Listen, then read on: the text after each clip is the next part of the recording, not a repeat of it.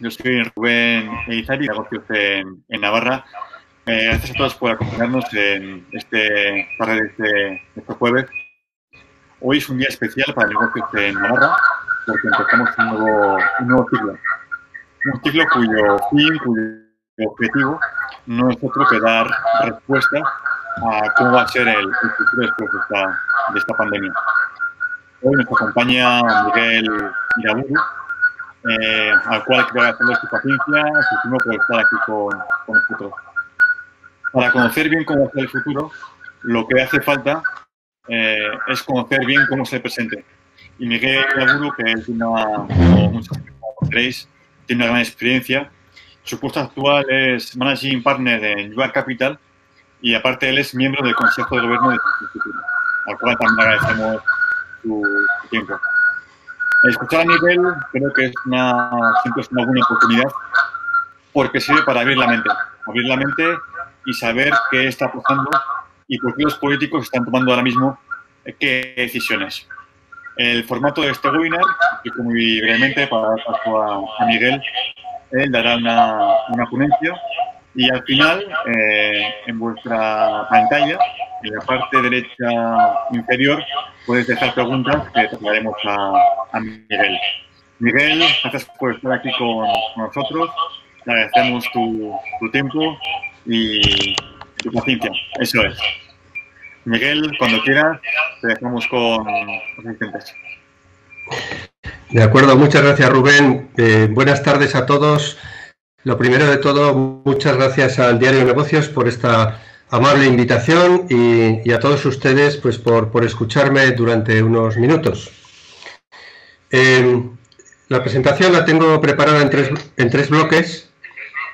Una de ellas es la primera, la situación precrisis. La segunda es un bloque dedicado más bien a cifras. Y el tercero para hablar de ayudas con una conclusión final. Bien, hablando de la situación precrisis, es decir, situándonos en febrero de este año, todos estábamos hablando que estamos en un proceso de desaceleración mundial sincronizada, utilizando las palabras de Kristalina Georgieva, que es la directora general del Fondo Monetario Internacional. Es decir, no había crisis, pero sí había, digamos, una desaceleración importante en las magnitudes de crecimiento de todos los países.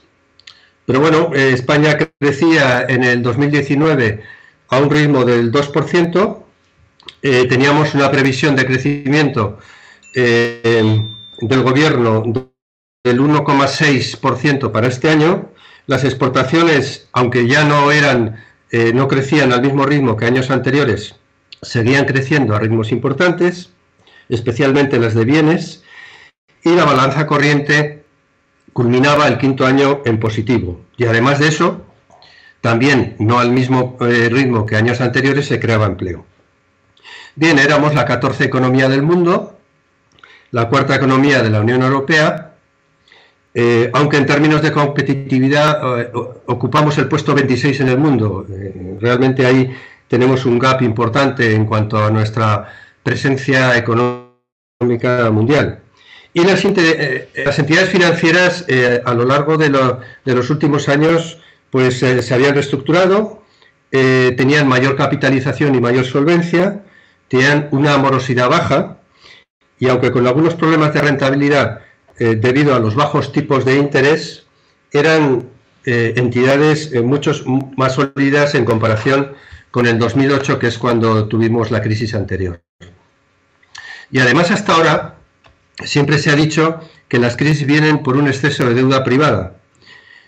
Y en el sector privado, durante estos 5 años en que hemos seguido creciendo de manera importante, pues ha tomado decisiones muy importantes. Por ejemplo, las familias han reducido su endeudamiento desde el 83% que tenían en el año 2008 al 57% del PIB que tenían a finales del 2019. Y además de eso, tenían una tesorería de 920.000 millones de euros.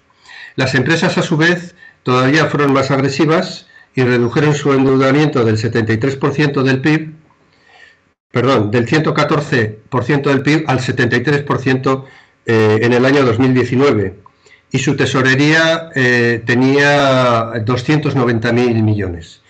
¿Qué quiere decir esto? Pues que el sector privado, es decir, las familias y las empresas, durante estos últimos 5 años han sido capaces de reducir su endeudamiento en aproximadamente 600.000 millones de euros. Han hecho un esfuerzo enorme y su situación a finales del 2019 era bastante confortable. ¿Qué nos pasa en marzo del 20? Pues que, bueno, lo inesperado, que nos encontramos con una crisis sanitaria, económica y social enormemente importante, debido a factores exógenos, porque los gobiernos de alguna manera, como respuesta a la crisis del coronavirus, pues detienen la actividad, actúan de una manera sin precedentes y provocan una crisis de oferta y una crisis de demanda, porque por un lado no somos capaces de producir lo que estábamos produciendo ni no somos capaces de comprar lo que estábamos comprando. Es una contracción de actividad muy importante y realmente esto se parece más que a una crisis económica al uso, se parece más a lo que entendemos por una catástrofe natural, es decir, como si hubiéramos tenido un grandísimo terremoto o un gran tsunami que hubieran cambiado las condiciones para todos, ¿no? ¿Y qué ocurre? Pues ocurre que en muy pocas semanas este parón de actividad tiene un grandísimo impacto sobre las empresas, tiene un grandísimo impacto también sobre los autónomos y tiene un grandísimo impacto como consecuencia de lo anterior sobre las rentas de las familias. Se produce una crisis de liquidez, hay falta de liquidez generalizada por falta de ingresos debido a la caída de actividad y con un riesgo importante de que esta falta de liquidez se convierta en insolvencia. Empeoran las estructuras de capital y se producen desequilibrios patrimoniales, especialmente en las empresas más pequeñas. Hay problemas de ruptura en las cadenas de valor por falta de componentes y suministros y, desde luego, hay un parón absoluto en todo lo que son proyectos y nuevas inversiones. Claro, esto supone un altísimo riesgo de pérdida significativa del tejido productivo y un gran aumento del desempleo. Y a nivel público, una caída importante de la recaudación fiscal como consecuencia de esta bajada de actividad y de beneficios y de márgenes de las compañías, y un aumento importante del gasto público para los subsidios de paro. Durante este mismo tiempo, el sector público, a diferencia del sector privado, pues no ha hecho gran cosa y le ha cogido con los deberes sin hacer. El déficit público del 2019 fue del 2,82% del Producto Interior Bruto, 35.000 millones, en la cola de la Unión Europea. El déficit público estructural, que es muy importante, sobre todo en época de crisis, porque es el déficit público sin tener en cuenta los impactos del ciclo, sigue siendo muy alto y está por encima del 2,5%. La deuda pública la acabamos en el 2019 en el 95,5% sobre el PIB, solo por delante de Italia y de Grecia, es decir, de nuevo en la cola de Europa. La deuda externa, tenemos la segunda deuda externa más alta del mundo después de los Estados Unidos, supone el 80% del Producto Interior Bruto. Por ejemplo, para que se hagan una idea, este 80% se compara pues con Italia, que tiene un 15%. Ya que nos comparan en muchos temas en esta crisis, pues desde luego en deuda externa los italianos van muy por delante de los españoles al tener una deuda externa tan baja, ¿no? Y la tasa de desempleo, que en febrero era el 13,8% y había 3,2 millones de parados, pues ya tenemos prácticamente 1 millón más a fecha de hoy, y la Seguridad Social, los afiliados han caído en 2 meses de 19,4 millones a 18,4 millones, de manera que el impacto ha sido muy importante. ¿Y por qué ha ocurrido esto? ¿Por qué las administraciones públicas en los últimos 5 años no han aprovechado el periodo de bonanza para mejorar las cuentas públicas? Pues en mi opinión por 3 razones. Ha ocurrido por populismo, ha ocurrido por cortoplacismo y ha ocurrido por electoralismo. De manera que no se ha mejorado prácticamente nada, incluso en el déficit público hemos ido hacia atrás. No se ha mejorado nada las cuentas públicas y ahora nos cogen en una situación francamente preocupante. Aparte de esto, del incremento de gasto público en el 2019 del 4%, sin hacer caso en absoluto a las recomendaciones de la Unión Europea de que redujéramos el gasto público para ser capaces, o que lo incrementáramos menos, mejor dicho, para ser capaces de reducir el déficit público, pues no se hizo ningún caso, se aumentó, y resulta que en 2019 tenemos un déficit público antes de la crisis mayor que en 2018. De manera que gestión muy poco eficiente de las administraciones públicas. La IREF, que es el organismo que fiscaliza estas cuentas públicas, ya ha venido dando en los últimos meses múltiples avisos. Y además de eso, no hemos hecho en estos últimos años ninguna reforma estructural de calado. No hemos reformado las pensiones, no hemos hecho una reforma fiscal en profundidad, no hemos reformado la educación, no hemos tomado medidas para reformar la demografía, no hemos tomado medidas para incrementar la productividad, y realmente nos coge la crisis en un momento, bajo el punto de vista de finanzas públicas, muy complicado. Con al menos dos consecuencias importantes. La primera consecuencia es que al tener cuentas públicas en mala situación, España tiene menos capacidad de ayudar a sus empresas que el resto de países, que ayudan a las suyas de manera mucho más importante, empezando por Alemania, de manera que nuestras empresas compiten en el mercado internacional con desventaja importante. Y esto es muy remarcable en este momento en el que estamos ya preparando las medidas para intentar salir de esta crisis económica. Y la segunda consecuencia importante es un problema reputacional, porque naturalmente hay ciertos países de la Unión Europea que se están dando cuenta que España no reforma, que España no cumple con los objetivos que se plantea de déficit ni de deuda pública, y tienen grandes reticencias a la hora de articular instrumentos de ayudas mutualizadas, llámese eurobonos o llámese coronabonos, debido a que no confían en la gestión de nuestros administradores públicos. Esto no es nuevo, esto ya se venía diciendo, es decir, no es que ahora, a la vista de la crisis, bueno, es que habría que haber hecho, no, esto se venía diciendo desde hace mucho tiempo, y ahí están las hemerotecas, y se venía avisando de que en caso de que hubiera cualquier crisis, nadie pensaba que fuera tan profunda como esa, nos iba a coger en mala situación para afrontarla. Hay que tener en cuenta además que en estas crisis, tanto en la anterior como esta, los efectos siempre son mayores en nuestro país. Y eso es así por el tejido empresarial que tenemos una economía muy de servicios y muy poco, el peso de la industria es solo el 14% sobre el PIB, tenemos un elevado número de pymes, tenemos un elevado número de trabajadores temporales. Para que se hagan ustedes una idea del tejido industrial, del tejido en España, de los negocios, el 90% de los negocios de las 3.600.000 empresas que existen en España tienen menos de 4 trabajadores. Por lo tanto, son empresas muy débiles, con una estructura de capital muy pequeña y de cara a una crisis con muy pocas capacidades de afrontarla, ¿no? En trabajadores temporales, que es otro de los temas que nos preocupa también, porque en cuanto se produce un atisbo de crisis, aumenta el desempleo de manera importante, pues tenemos un 26%, que es más del doble que la media de la Unión Europea. Y por otra parte, es un país, España, con una baja productividad. Con lo cual, de cara a las crisis, estamos en posiciones enormemente débiles. Como consecuencia de la crisis, han cambiado las previsiones para el año 2020 en el que estamos.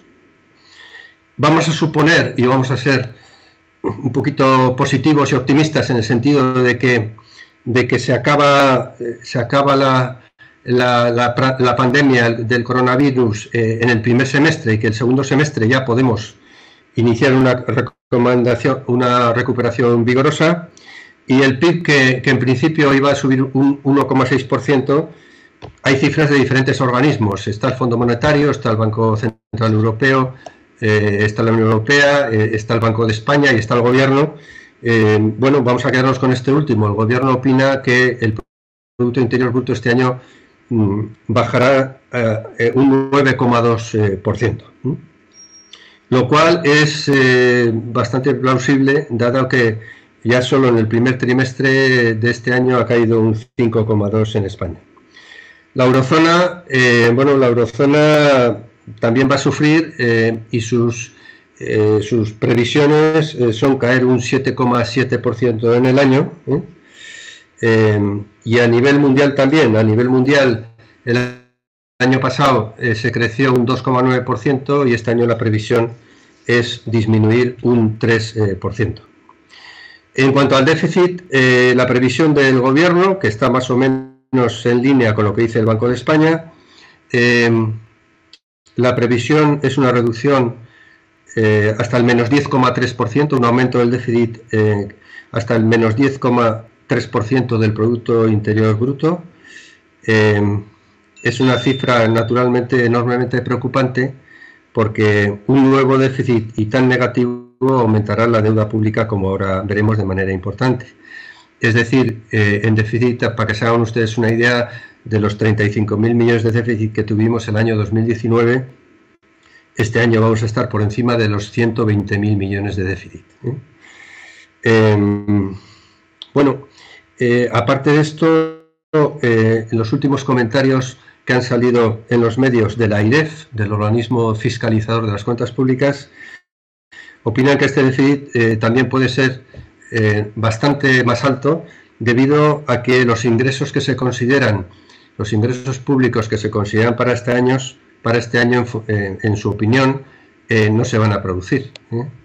Es decir, que la recaudación que se espera obtener es demasiado optimista, y la verdad es que a mí me sorprende que las previsiones del gobierno es que haya una caída del IRPF solo de 2 puntos y una caída del IVA de solo 4, cuando el consumo se va a reducir de manera muy importante.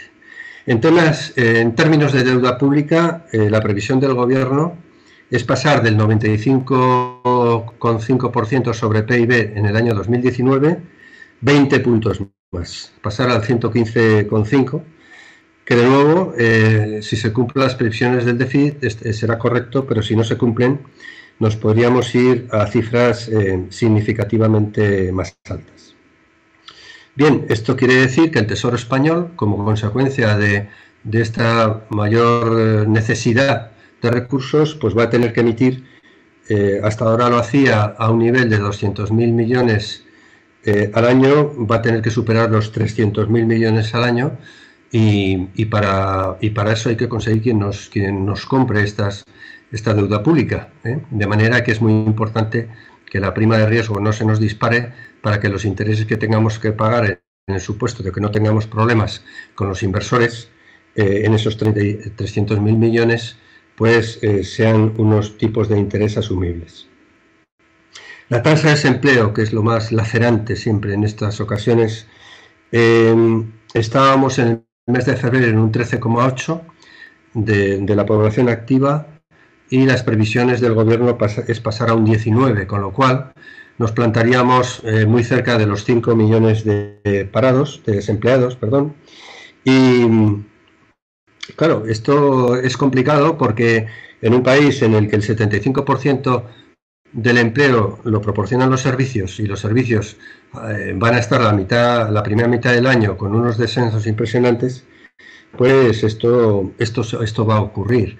De hecho, ya estamos acercándonos al millón más, que sumaba al 3,2 millones que estábamos en febrero, y ya estaríamos en el 4,2, o sea que a final de año, desgraciadamente, nos vamos a ir a cifras cercanas a los 5 millones, ¿no? Todo ello, además, calculado sobre una previsión de que en el segundo semestre nos recuperamos, pero lo que es evidente es que nos espera un año francamente duro, ¿no?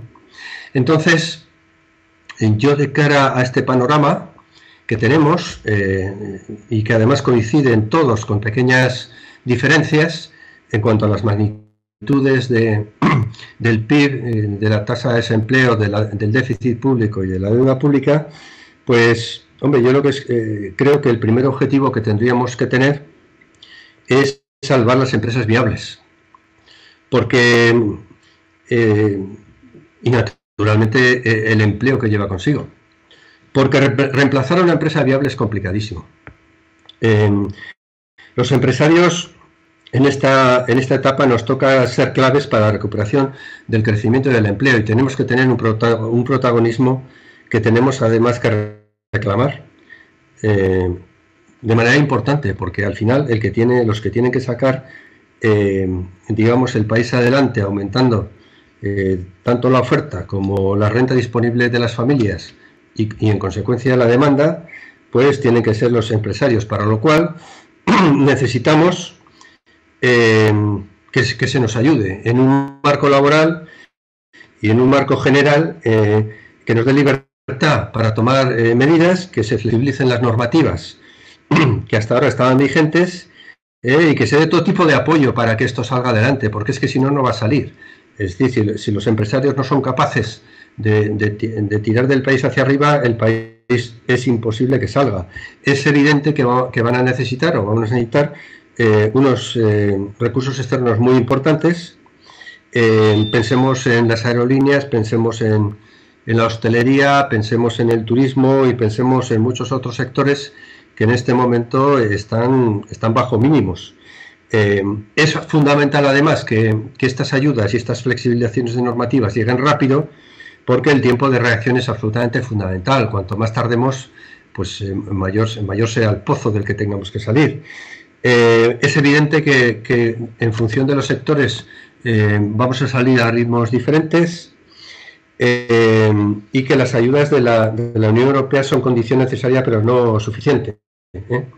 De manera que la colaboración público-privada va a ser absolutamente necesaria en esta etapa de la crisis, y yo les propondría dos cosas. En primer lugar, que necesitamos un plan de emergencia por sectores para que la implantación sea rápida y eficiente. Necesitamos, en mi opinión, que las asociaciones sectoriales, a través de o conjuntamente con la dirección de la COE, que son las que conocen realmente en qué situación se encuentran, hagan el diagnóstico, expliquen los problemas, aporten soluciones y ayuden a gestionar las ayudas, porque las ayudas tienen que venir de manera urgente. El otro día leía en un periódico económico cómo se quejaba amargamente el presidente de la Asociación de Hostelería, porque con 270.000 establecimientos en España, un impacto en el PIB del 6% y 1,7 millones de empleados, pues no estaba teniendo ninguna oportunidad de presentarlo ante la administración, digamos, cuáles podían ser sus soluciones, cuál podían ser las ayudas, de qué manera implantarlas, y esto no puede ser. Es decir, creo que tiene que haber una colaboración público-privada enormemente eficiente, especialmente en esta época de dificultad. Por otro lado, yo propondría que el Gobierno se sentara en la mesa con directivos empresariales de reconocido prestigio y experiencia, como está ocurriendo, por ejemplo, en Italia y en otros países, para atender estas solicitudes de las asociaciones sectoriales, para priorizarlas y para maximizar el proceso en el sentido de que sea lo más eficiente posible. Y luego, en tercer lugar, creo que es absolutamente importante fomentar las exportaciones, que son horizontales, no son sectoriales. Fomentar las exportaciones porque, aunque si luego tengo tiempo en las preguntas podemos aclarar un poco las cosas, las exportaciones nos sacaron de la crisis del 2008. Las exportaciones no nos pueden sacar de la crisis del 2020, por una serie de razones que luego podemos comentar. Y una cosa importante, no solo se trata de recuperar el tejido productivo, sino que lo que se necesita es que recupere su competitividad. Porque no olvidemos que las empresas compiten todos los días, muchas de ellas de manera global, y nadie nos va a esperar a que estemos en forma con una competitividad como la que teníamos hace 3 meses, y es necesario que las compañías sean capaces de recuperar su competitividad. En resumen, una colaboración público-privada estrecha pero organizada de manera profesional. Se tiene que complementar absolutamente, es claro, con un marco público favorable. No basta con que los sectores aporten las soluciones, sino tenemos que tener un marco público favorable, empezando por el mercado de trabajo, que hay que flexibilizarlo, que hasta ahora se han tomado algunas medidas que penalizan la creación de empleo y las nuevas inversiones y que afectan negativamente a la productividad y la competitividad. Esto hay que flexibilizarlo absolutamente e incluso cambiarlo, porque, como digo, las empresas siguen compitiendo todos los días. Tenemos que tener incentivos y facilidades fiscales de aquí a fin de año de manera muy importante.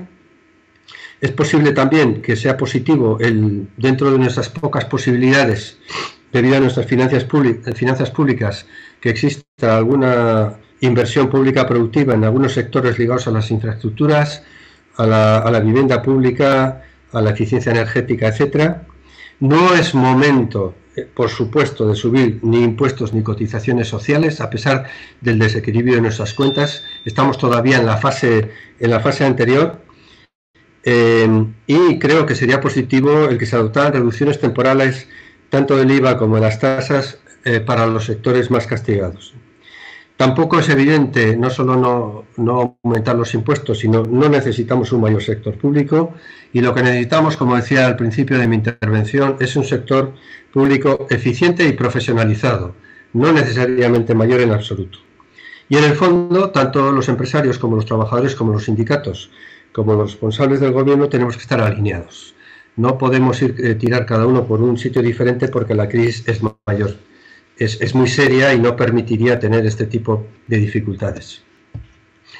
Este programa de recuperación requerirá una serie de medidas que tienen, sea el que yo les propongo o cualquier otro, van a requerir una serie de medidas que tienen que tener su reflejo en los presupuestos del año 2021.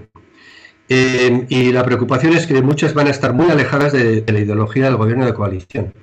Es decir, nos vamos a tener que apretar el cinturón, seguro que sí. Entonces, bueno, vamos a ver si todo esto entra por el camino, digamos, de la racionalidad, y somos capaces de aceptar cosas en una situación especial que quizá en otros momentos estuvieran lejos de ello, ¿no? Y luego nos preocupa también la ayuda de Europa a tiempo, porque, como digo, el tiempo es fundamental, el pozo se va haciendo cada vez más profundo, y el que se consigan ayudas de Europa es fundamental que se consigan de manera urgente y en cantidad apropiada. De manera que, si la situación se normaliza y pronto somos capaces de implantar un plan con rapidez y contamos con la ayuda, el año 2021 se presenta diferente, en sentido positivo. El gobierno plantea para el año que viene un crecimiento del 6,8%, con incrementos muy importantes. Naturalmente es un 6,8% después de haber llegado al final de este año en cifras bajas, ¿no? De manera que es posible que podamos conseguirlo, es posible. Se pretende incrementar el consumo en un 4,7% el año que viene, la inversión en un 17% y las exportaciones en un 12%, ¿no? Hombre, el año que viene yo creo que todos pensamos que el precio del petróleo todavía va a estar en valores bajos, los tipos de interés también, y el tema del esfuerzo en digitalización nos va a ayudar también a que estas magnitudes que hemos planteado pues nos ayuden a crecer hasta los niveles previstos. Un apunte sobre las entidades financieras. Las entidades financieras en todo este proceso van a ser absolutamente fundamentales. El año 2020 van a sufrir un aumento de la morosidad, van a sufrir, digamos, la suspensión de pagos de muchas compañías, de manera, y la bancarrota, desgraciadamente, de muchas compañías. En este momento las empresas en concurso están creciendo de manera muy importante, y a fecha de hoy llevamos 140.000 compañías desaparecidas. Entonces, eso va a tener reflejos sobre entidades financieras con las cuales tenían compromisos de préstamos y de créditos. Las entidades financieras, como digo, están en mejor situación, mucho mejor situación, pero van a tener que sufrir esto, con lo cual han creado ya un nivel de provisiones en conjunto en el entorno de los 6.000 millones. porque tienen que ser capaces en el año próximo de aportar la financiación necesaria para la reactivación. De manera que es muy necesario tener un cuidado exquisito de que las entidades financieras no sufren más de lo debido y son capaces de ayudarnos a remontar en 2021. El déficit público de valores este año en el entorno del 10 bajaría si se cumple la previsión del Gobierno al 6,7. Todas estas cifras que manejamos son el doble aproximadamente de la media de la Unión Europea. Es decir, el déficit público del 6,7 el año que viene estaría bien el descenso, pero la Unión Europea estaría en el 3,5. De manera que estamos, digamos, con una falta de alineación con los mejores países en términos de finanzas públicas muy importante. La deuda pública estaría en el 113,7, bajaría poquito porque se tienen que seguir haciendo todavía muchos esfuerzos, y la tasa de desempleo, que nos importa de manera especial, pues estaría en 17,2, lo cual supondría tener 4,2 millones de desempleados, 1 millón más que este mes de febrero, en comparación con la eurozona, que tendría una tasa de desempleo también de la mitad, de un 8,6%. Y el mundo en su conjunto, pues el año 2021 también es optimista, porque después del descenso previsto de este año, en el entorno del 3%, crecería un 5,8%. Bueno, medidas del Gobierno. Bueno, las medidas del Gobierno, en principio, en mi opinión, estuvieron bien orientadas, insuficientes, digamos, en su valor, porque no se olviden de que de los 200.000 millones que se habló, solamente transferencias o gasto público directo eran 17.000 millones, los 100.000 eran avales y 83.000 corrían a cargo del sector privado. Pero realmente el problema que estamos teniendo con los ICOs y con los ERTES, que ya, por cierto, tenemos 500.000 empresas y 3,4 millones de trabajadores que se han apuntado a los ERTES, es la implantación. En cualquier empresa, cuando se hace un plan, se diseña el plan, pero luego se diseña cómo se hace la implantación. Tanto los ICOs como los ERTES, bueno, como está habiendo una avalancha, lógicamente, y eso se entiende, pues van muy lentos, y hay trabajadores que todavía no han cobrado el mes de marzo del ERTE, y por supuesto no han cobrado el mes de abril, de manera que es muy importante agilizar al máximo posible estas ayudas.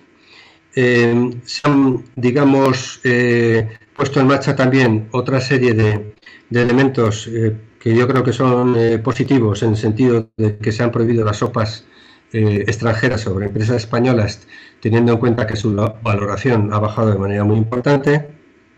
Se ha relajado la ley concursal, la normativa concursal, de manera que en este momento es mucho más positiva de cara a las empresas que desgraciadamente se ven obligadas a entrar en concurso.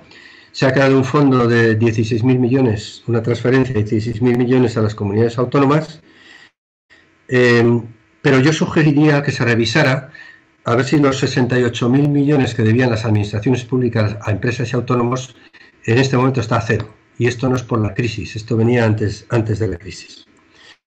De manera que el panorama es complicado y necesitamos, como decía, ayudas de la Unión Europea. Olvidemos de los eurobonos, no van a venir, por las circunstancias que antes comentábamos. La Unión Europea ha entrado por flexibilizar el pacto de estabilidad, porque es lógico que en una situación como la actual los niveles de déficit público y de deuda pública no puedan estar a los niveles del pacto de estabilidad. El pacto de estabilidad, por ejemplo, a nivel de déficit público establece un 3% como objetivo. En España ha estado en años anteriores sometido a un régimen especial de control por estar por encima de este 3%, por tener un déficit excesivo. Actualmente está en el 2,8, estamos cerca, pero no rebasamos esa línea. Y en la deuda la recomendación es un 60% del PIB. Naturalmente, con la crisis que estamos manejando, ya no solo España, sino otros países van a ser absolutamente incapaces de cumplir esto. Entonces la relajación ahí está y es positiva. También ha relajado las normas para los bancos en cuanto al nivel requerido de capital y ha conseguido también que el Banco Central Europeo, bueno, que es un organismo autónomo, el Banco Central Europeo realmente en la época anterior con Draghi fue absolutamente básico para España junto con las exportaciones para salir de la crisis. Bueno, pues Christine Lagarde, a partir de un comienzo un tanto titubante, puso encima de la mesa 750.000 millones de bonos públicos y privados para compra de bonos públicos y privados, además de manera discriminada, lo que esto quiere decir que para los países que más necesitaban compraba más y para los países que menos necesitaban compraba menos. Y esto es muy interesante bajo el punto de vista de aumento de la liquidez y de contención de la prima de riesgo. La prima de riesgo española está en unos niveles que ha aumentado un 50%, está en los 150 en este momento puntos. Mientras se mantenga ahí, vamos a seguir consiguiendo que los inversores extranjeros sigan confiando en nuestro país. El Banco Central Europeo está dispuesto, en palabras de su presidenta, a manejar las cantidades que sean necesarias, de manera que esto para nosotros es un salvavidas de primera necesidad. Por otra parte, el Consejo Europeo también ha aprobado 540.000 millones a través del MEDE, que es el Mecanismo Europeo de Estabilidad, para que el BEI pueda dar hasta 200.000 millones de avales y un fondo contra el paro de 100.000 millones también. Aquí donde nos la estamos jugando, y Europa también, es en el fondo de recuperación. En este momento, todos los primeros responsables de los países están en proceso de negociación de un fondo de recuperación que se habla que puede ser de un mínimo de 1,5 billones de euros. Se está discutiendo muy duramente si van a ser reembolsables o a fondo perdido, o bien una combinación de ambos. Naturalmente sería muy interesante bajo todos los puntos de vista que fuera a fondo perdido, porque eso permitiría no endeudar más a los países.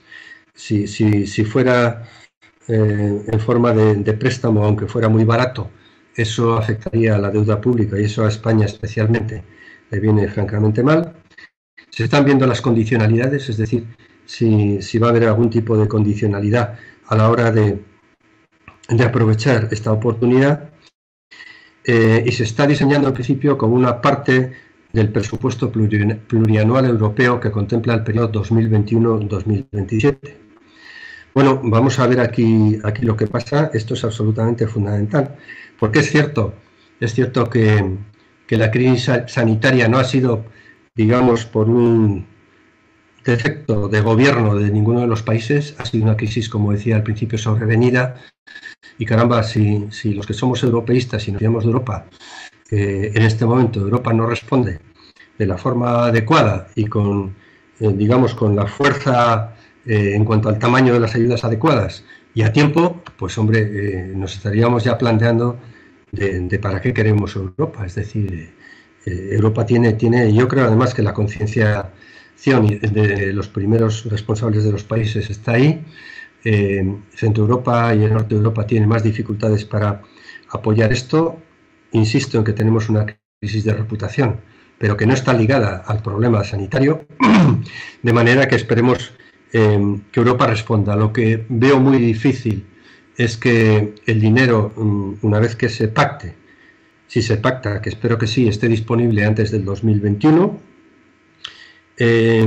pero bueno, tenemos 27 países en la Unión Europea que se tienen que poner de acuerdo y esperemos que esto suceda a la mayor brevedad posible. Bien, como conclusión final, pues yo les diría que tenemos una gran incertidumbre y la incertidumbre es una muy mala compañera de viaje. Es mala compañera de viaje para el consumo, es mala compañera de viaje para las inversiones, y desde luego es importante que vayamos reaccionando de forma organizada lo antes posible para que tanto empresas como empleados pues se vaya reduciendo. Creo también que después de de esta pandemia vamos a tener un nuevo escenario geopolítico que está por definir. Todavía no está claro si China va a tener un papel más importante o menos importante. La verdad es que bajo el punto de vista de comunicación son unos maestros, lo están manejando muy bien, pero hay serias dudas de que las cifras que están poniendo encima de la mesa en cuanto a la crisis del coronavirus sean cifras realistas. Habrá que ver también las elecciones americanas al final de este año. ¿Qué pasa? Eso es muy importante de cara al multilateralismo y de cara a, digamos, al desarrollo de la geopolítica en el próximo año, ¿no? La globalización va a tener que adaptarse a la nueva situación y a la tendencia de restabilización que hay en varios países, entre ellos España. A mí no me parece que restatalizar es una buena idea. Creo que la empresa privada a niveles de gestión está en general, naturalmente con sus excepciones que confirman la regla, está en niveles muy superiores. Es verdad que en algunos componentes básicos sí tiene sentido, especialmente en el campo sanitario, el tener la capacidad de una producción propia dentro del propio país, pero una restatalización en general yo desde luego no la veo ni soy partidario de que ocurra, ¿no? Como digo, va a haber obligatoriamente un programa monetario y de expansión fiscal muy importante. Y no nos olvidemos que sí, Europa es muy importante y sus ayudas son muy importantes, pero no es condición necesaria. Tenemos que tener nuestro propio programa nacional para, en un planteamiento que puede ser parecido, aunque las características son muy diferentes de los pactos de la Moncloa, podamos tener un plan en que todos nos sentamos confortables, alineados, todos cedamos un poco y seamos capaces de ponerlo encima de la mesa con urgencia. La transformación digital está ya. Creo que todos hemos aprendido que desde casa se puede trabajar en muy buenas condiciones en muchísimos casos. La industria 4.0 que ya venía trabajando con esta crisis va a aumentar sin duda, ahí se va a ver algo más de inversión en la digitalización de las propias compañías. El e-commerce nos está sacando de muchos apuros a muchas familias, que por cierto, nadie lo ha dicho, pero hay un aspecto común entre la crisis anterior y la crisis actual. En la crisis anterior, los protagonistas fueron el sector exterior, o sea, las exportaciones y la familia. En la actual también sigue siendo la familia, de manera que está claro que este núcleo que tenemos sólidamente establecido, especialmente en España, pues es una garantía de seguridad para salir adelante. Pienso que la V de salida va a ser una V, pero va a ser una V asimétrica. Algunos hablan de la V de las zapatillas Nike, pues sí, pues algo de eso va a ocurrir, es decir, va a caer una caída muy abrupta y una salida con una pendiente, en principio, mucho más liviana para definitivamente acelerarse en el año próximo. Los empresarios no tenemos más remedio que ajustar nuestros modelos de gestión a la nueva situación. Vamos a tener mayor tensión social en nuestro país, principalmente debido a la mayor tasa de desempleo, y dependemos mucho de la vacuna, porque en este caso, mientras haya infectado un solo país en el mundo, no acabaremos de quitar esa incertidumbre que en este momento tenemos encima de nosotros. Bueno, la pregunta es, ¿pero de esta vamos a salir? Pues hombre, pues claro que vamos a salir, ¿no? Yo personalmente no tengo ninguna duda. Va a ser una época dura, pero la cuestión es cómo, cuándo y en qué condiciones. Pero no tengo ninguna duda de que de esta crisis todos juntos saldremos. Hasta aquí mi intervención. Muchas gracias. Estoy a su disposición para tratar de responder a cualquiera de sus preguntas. Gracias, Miguel, por tu intervención. Creo que sí, un poco ahora tengo bien. Así evitaremos el Perfecto, gracias. Comentaba Miguel, gracias por tu intervención, tus palabras. Creo que son... has ofrecido datos muy certeros, además de fuentes completamente fiables de tu intervención. me quedo sobre todo con que de esta saldremos y sobre todo me quedo con el papel y la importancia de los empresarios para salir de esta situación. También parece fundamental la necesidad de hacer un plan de emergencia por sectores, donde administración y diferentes patronales tienen que trabajar de la mano. Has ofrecido el ejemplo de Italia, me parece un buen ejemplo. Dando paso a las preguntas, Miguel, no sé si me oyes bien. Si antes hemos tenido un pequeño problema con el sonido.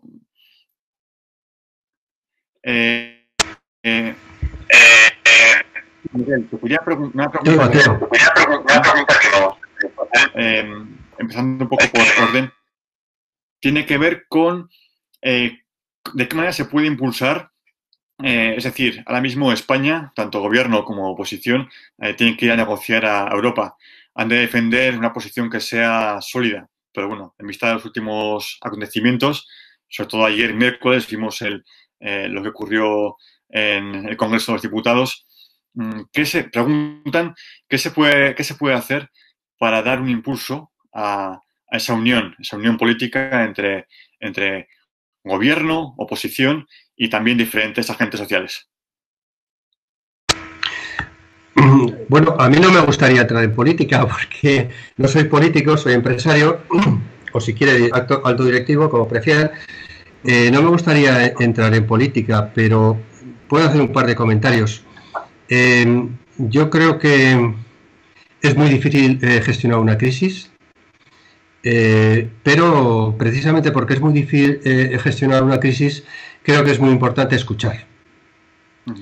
En esta crisis, evidentemente, aunque la ley de alarma permite al gobierno gestionar el país, por decirlo breve y corto, eso no quita para que tenga que haber, digamos, una relación constante, ya no solo con la oposición, sino con los empresarios.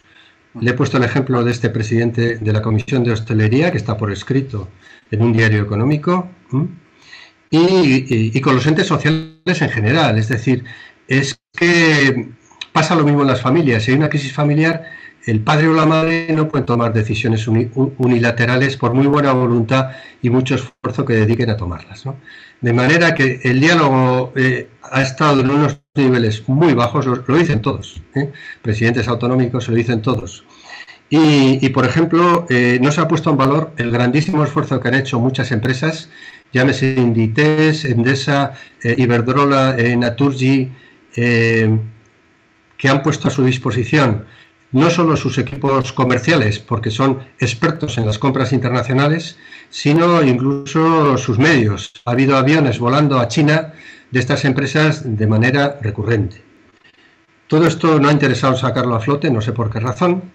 Yo hubiera utilizado muchísimo más a las empresas para conseguir los test, por ejemplo, las mascarillas o los equipos que les han faltado a los sanitarios, sin ninguna duda y sin ningún recelo. Parece que aquí a las empresas se mira con cierto recelo, y esta digamos, falta de comunicación a todos los niveles ha hecho que las posturas se extremen y no sean coincidentes. Creo que ha sido una pena, creo que ha sido una verdadera pena. De todas maneras, también le diré que de cara a Europa, yo no creo que hay posturas encontradas en el sentido de conseguir, y me refiero a este gran programa del 1,5 billones de euros. Yo creo que ahí estamos todos alineados porque todos somos conscientes de que Europa nos tiene que ayudar, de que Europa está para algo y que a Europa los necesitamos, de manera que ahí no veo problemas. Otra pregunta que también nos plantea tiene que ver con que el gobierno de Navarra ha anunciado que no va a modificar los de Navarra. Y esto lo hace, voy a repetir que creo que se ha ido un poco mal. Comentaba Miguel que el gobierno de Navarra ha anunciado que no va a modificar los presupuestos generales de Navarra. Y esto es así pese a, como comentabas antes, la previsible caída de los ingresos. La pregunta que nos plantean es si ves factible que el gobierno de Navarra no modifique los presupuestos pese a la caída de consumo que se avecina.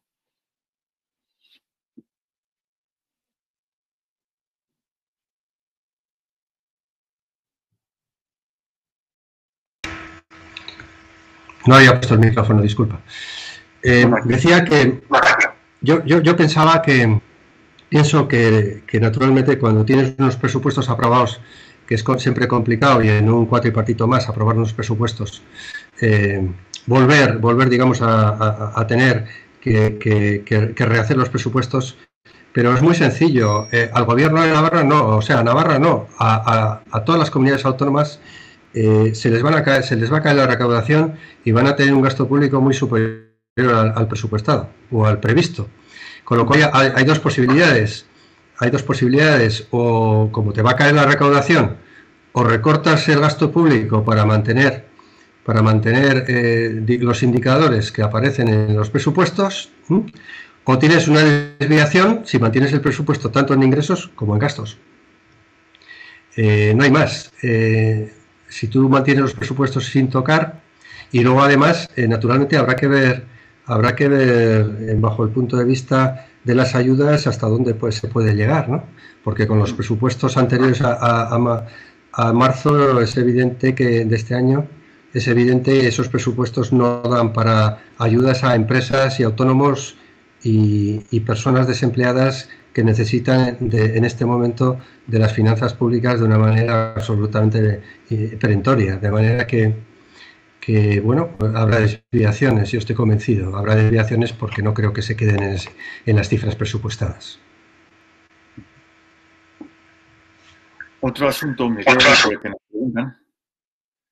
Sí, otro asunto porque también nos preguntan es si crees que seguiremos con el debate desde el gobierno de la derogación de la reforma laboral. Bueno, ya lo he dicho en mi intervención. Yo creo que hay que tomar una serie de medidas que no casan con la ideología del gobierno de coalición que tenemos en España en este momento, ¿no? Entonces, pero son absolutamente necesarias. Si la reforma laboral nos ayudó a crear muchos puestos, muchos cientos de miles de puestos de trabajo, estábamos en niveles en los años buenos de 500.000, 600.000, e incluso en el 2019 en 300.000, la reforma laboral ha servido para mucho. Si en este momento tenemos una crisis del tamaño que tenemos, pues no solo hay que mantenerla, es que hay que flexibilizarla más todavía, de manera que a los empresarios les permita reactivar sus compañías, reactivar los puestos que en este momento están cubiertos por ERTE y ser competitivos, como decía antes de la crisis. En este momento hay 3,4 millones de personas en ERTES, en 500.000 ERTES.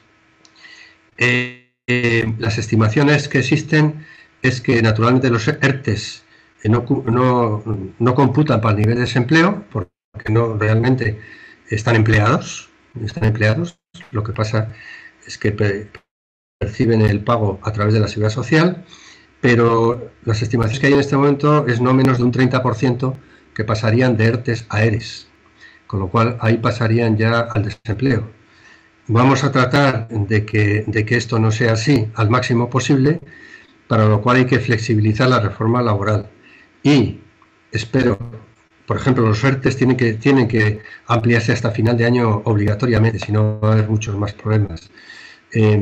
Yo espero y deseo que, a pesar de no estar en la línea con la ideología del gobierno, pues sean capaces de entender que en este momento las medidas que se necesitan son excepcionales.